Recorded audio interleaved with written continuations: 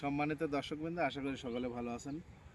আমি উজ্জ্বল পাল, উপসহকারী কৃষি অফিসার, লালপুর নাটোর। আর আপনারা দেখছেন কৃষি কথা 24।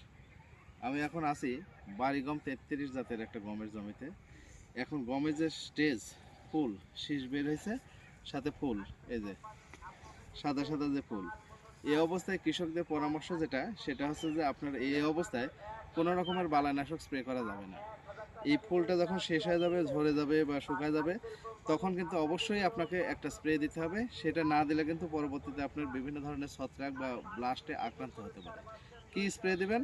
আমার যেটা পরামর্শ সেটা হচ্ছে যে নাটিভো যদি দেন তাহলে 1/2 গ্রাম পার লিটার, আর অ্যামিস্টার টপ যদি দেন তাহলে 1 মিলি পার লিটার। দুইটার যে কোনো একটা আপনাকে স্প্রে করতে হবে। সাথে দুইটার সাথেই আপনি ফার্স্ট পটাশ 4 গ্রাম পার লিটার এটা স্প্রে করে দেবেন। তাহলে কিন্তু আপনার গমের ব্লাস্টের লাগবে না। আপনার দানাগুলো খুব সুন্দর হবে, মোটা হবে, চকচকে হবে, বাজার মূল্য ভালো পাবেন, আর ফলন তো অবশ্যই বাড়বে।